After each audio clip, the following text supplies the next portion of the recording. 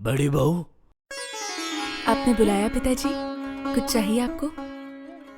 आज तक तुम देते ही गई हो। जब से इस घर की बहू बन के आई हो, तब से इस घर को सिर्फ तुमने दिया है, मिला कुछ भी नहीं।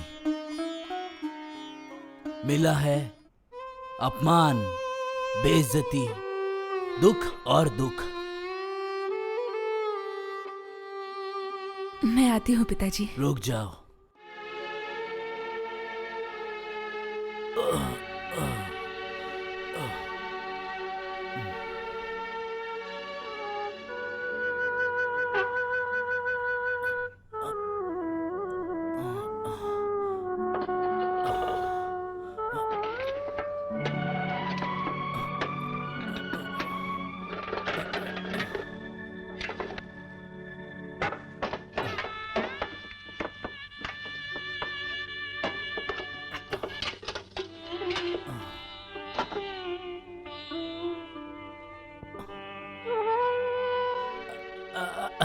ये लो।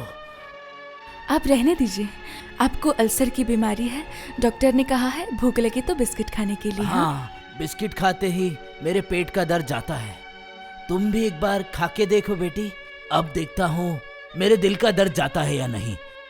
पिताजी ये ले लो बेटी। तुम्हारा हाथ कहाँ है?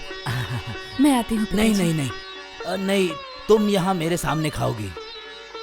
मुझे पता है ये सब लेके तुम कहीं रख दोगी और किसी को चाय के साथ प्लेट में दे दोगी। नहीं, तुम यहाँ मेरे सामने खाओ। खा रही हो ना? खाती हूँ बाबा, खाती हूँ। अभी तुम अलमारी में क्या कर रही हो? चिकन कटलेट ठंडे हो जाएंगे। अजीब है, तुमने उसे अलमारी में रखा है। तो क्या बाहर सबके आंखों के सामने रखूं क्या?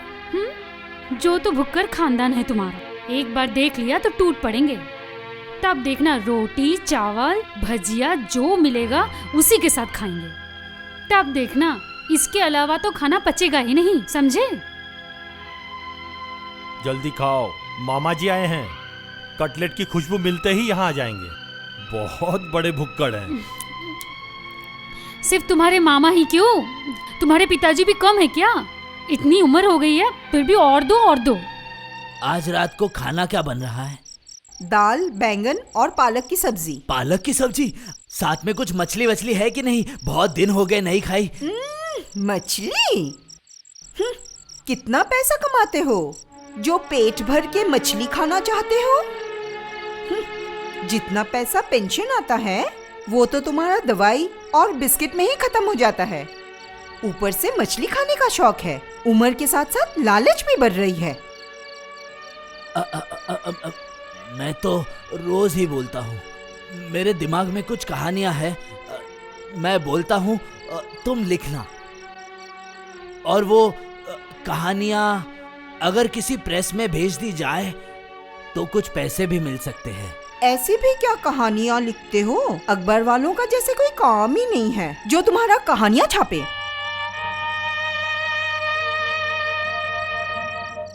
मेरा भाई कितने दिनों के बाद आया है, उसको मैं अच्छे से खिला भी नहीं पा रही हूँ।